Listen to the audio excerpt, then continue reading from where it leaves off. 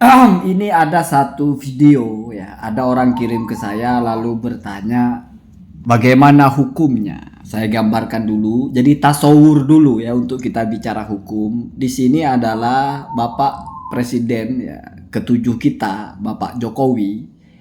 Ada yang bilang mantan presiden, tapi kita bilangnya kan Bapak Presiden ketujuh ya. Ini kan diutus oleh Bapak Presiden ke-8, yaitu yang sekarang Bapak Prabowo, untuk menghadiri apa bahasanya ya, seremonial atau apalah ya, pemakaman orang tertinggi di agama Kristen Katolik ya, Fransiskus atau siapa itu. Kemudian nampak di sini Bapak Jokowi itu berdoa. Banyak hal yang perlu kita soroti di sini karena ini bicara tentang dalam agama ini adalah orang nomor satu, yaitu Bapak Fransiskus. Yang satunya dalam negara ini orang nomor satu, orang nomor satunya Prabowo. Tapi kan ada yang bilang matahari kembar orang nomor satu juga atau bagaimana. Yang jelas yang pertama begini dulu. Yang pertama, dari fenomena ini Bapak Jokowi itu adalah utusan. Yang namanya utusan itu di bawahnya yang utus. Artinya disuruh ya, disuruh-suruh lah. Berarti ini mempertegas bahwa Bapak Prabowo itu di atasnya Bapak Jokowi. Makanya disebutnya diutus. Makanya disebutnya utusan. Memang ada sih perintah itu dari bawah ke atas, tapi namanya permohonan atau doa. Ya, biasanya dimohon, ini kan diutus. Apakah Bapak Jokowi ini permohonan? Kan enggak, tapi utusan kan. Jadi secara bahasa aja utusan, berarti diutus.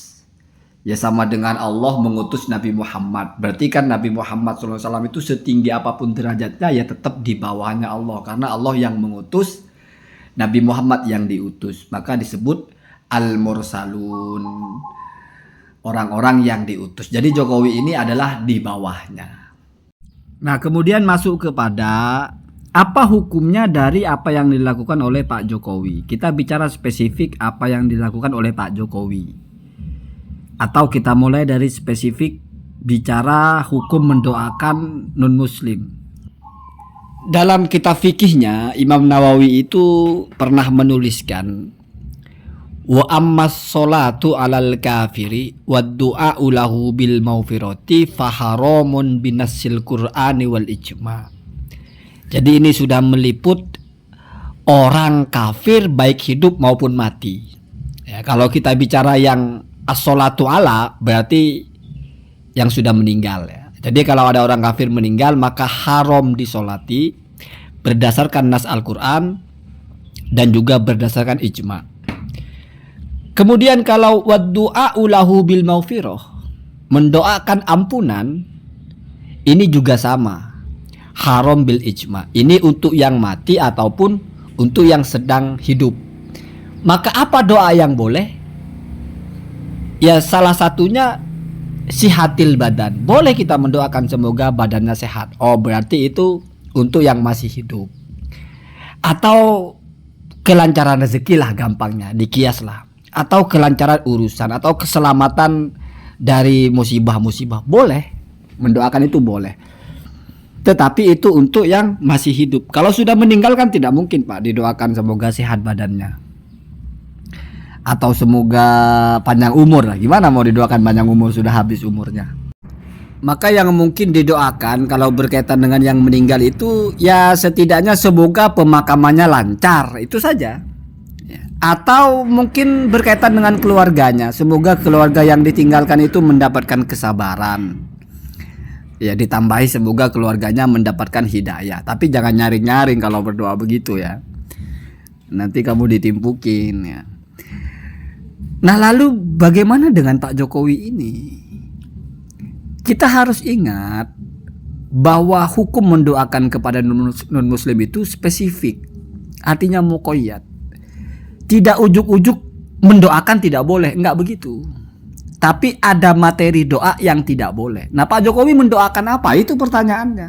Kalau itu tidak terjawab bagaimana mau dihukumi? Pak Jokowi kan ngangkat tangan terus kita nggak dengar doanya apa. Jangan-jangan doanya Rabbana atina fid dunya hasanah. Ya nggak ada masalah. Itu kan nggak mendoakan yang meninggal. Atau jangan-jangan mendoakan semoga urusan Pak Jokowi lancar gitu. Semoga ijazahnya pas selesai, semoga kalau hilang cepat ketemu, semoga Pak Roy Suryo itu berhenti menggugat dan sebagainya. Atau semoga mereka yang di penjara yang mengatakan Pak Jokowi ijazahnya palsu, atau yang ijazah SMA-nya semoga itu asli, dan kan banyak Pak kemungkinan. Kalau untuk hal yang mungkin begitu ya apanya mau dihukumi?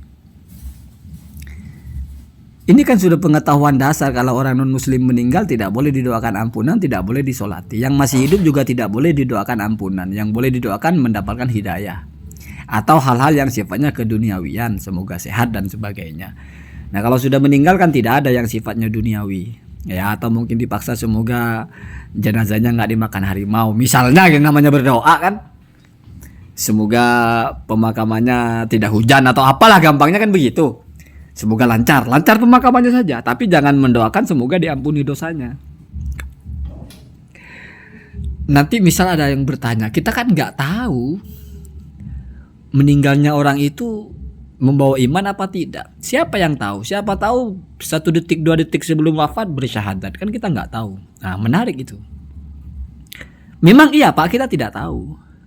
Tapi fikih itu Pak berhukum, atau asas hukum fikih itu adalah zahirus syai'i, sesuatu yang nampak. Karena menjadi rancu dan menjadi lucu kalau hukum fikih ini basisnya sesuatu yang tidak nampak. Kamu mau menghukumi orang itu mati kafir, kamu harus tahu persis. Wah selesai kalau begitu masalah. Nggak ada hukum haram-haram mendoakan. Kan kita nggak tahu dia matinya kafir apa nggak. Wah repot kalau begitu. Nggak gitu Pak, cara mainnya nggak gitu. Kita menetapkan seseorang mati kafir itu berdasarkan fikih. Selama sampai mati kita nggak pernah tahu dia melaksanakan sesuatu yang berbau yang membuat dia Islam, tidak pernah dengar dia bersyahadat, tidak ada sekali mencirikan, dan tidak mungkin kamu akan temukan bahwa Fransiskus ini mu'alaf, kan tidak mungkin juga. Ya dihukumi mati kafir. Ya dihukumi mati kafir. Ya tidak boleh didoakan, tidak boleh disolati. Gitu aja. Bayangkan kalau siapa tahu dia itu ternyata matinya beriman. Wah repot kalau begitu Pak. Nggak jalan hukum fikih kalau pertanyaannya siapa tahu. Itu orang nggak ngerti fikih namanya. Makanya asas berfikih kita itu adalah apa yang dohir. Karena asas hukum itu harus mundobit. Bisa dipastikan, artinya itu terjangkau. Ya kalau harus tahu dalam hatinya apa, harus tahu beberapa detik sebelum meninggal dia bilang apa, wah repot Pak. Nggak gitu cara mainnya gitu. Nggak begitu ya. Jadi hukum halal haramnya itu harus berbasis hal yang jelas. Maka kejelasan itu harus ada. Sesuatu berstatus jelas, ya tidak mesti harus benar-benar fix sesuai dengan hakikatul amrihnya. Ini matinya kafir apa enggak? Wah repot kalau begitu Pak. Orang-orang Islam itu juga belum tentu matinya membawa iman. Terus nggak boleh disolati, repot. Jadi kalau kamu ada orang mau meninggal, kamu harus dengerin dulu sampai dia meninggal itu mengucapkan syahadat atau tidak mengucapkan selain itu, baru kamu mau solati. Wah repot kalau begitu. Susah hukum syariat ya, nggak sekonyol itu syariat itu. Jadi basis hukum syariat itu harus mundobit, harus sesuatu yang bisa dipastikan. Kalau nggak bisa dipastikan repot. Salah satu contohnya jual beli. Jual beli itu kan kalau kita mengutip kepada Al-Quran kan antarodin, tijarotan antarodin. Jadi dalam tijarah itu harus ada tarodu, harus ada tarodi ya, saling rela. Rela itu kan dalam hati Pak. Mana kita bisa tahu isi hati orang, kamu rela apa enggak? Karena itu tidak bisa mengakses itu, maka butuh pembuktian atau butuh simbol, butuh tanda, butuh korina. Apa korinanya? Akad. Makanya menjadi penting ada akad. Jadi saya menghukumi kamu rela, saya menghukumi kamu mau menjual karena kamu mengucapkan itu. Dan si penjual menghukumi yang membeli itu juga rela karena dia juga mengucapkan beli. Perkara dalam hatinya terpaksa urusan lain, nggak itu basis hukumnya. Basis hukumnya adalah apa yang bisa diakses. Suara hati nggak bisa diakses, maka tidak mungkin menjadi dasar hukum. Artinya dasar kita menghukumi orang gitu. Makanya innama umirna an nahkuma bid-dawahir wallahu yatawalla as-sarair. Jadi kalau urusan yang tersembunyi itu urusan Allah. Jadi kembali kepada Pak Jokowi, ya tidak perlu dihukumi karena kita tidak tahu apa yang didoakan. Karena kadang-kadang kita itu ketika bicara hukum itu kita serampangan. Misalnya kita bilang orang kafir pasti masuk neraka. Lalu ada tetangga kita orang kafir, oh dia pasti masuk neraka. Belum tentu Pak kalau masalah itu. Kenapa? Karena nanti saya bahas itu. Orang kafir masuk neraka itu Pak, kalau kafirnya tuh, kalau matinya juga kafir. Kan kita nggak tahu matinya itu kafir apa tidak. Maka kita tidak tahu dia nanti masuknya kemana. Maka kita membuat hukum yang sifatnya qadhiyah syartiyah. Apabila mati dalam keadaan kafir, maka masuk neraka. Apabila tidak, ya tidak.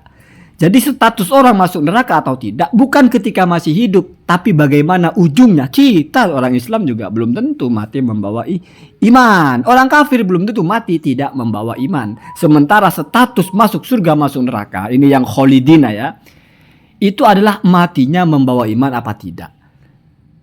Kita tidak tahu matinya orang bagaimana, maka tidak perlu kita hukumi. Maka ada bahasan ulama, hukum melaknat secara muayyan kepada orang tertentu itu boleh atau tidak. Kita melaknat orang kafir boleh apa tidak? Tidak boleh.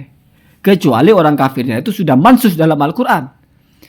Tabat yada Abi Lahab. Kita bilang dia masuk neraka pasti. Kalau tetangga kita yang non muslim kita bilang masuk neraka, tidak boleh itu. Kenapa tidak boleh? Kita tidak tahu bagaimana matinya gitu ya. Nanti kita bahas masalah itu. Allahumma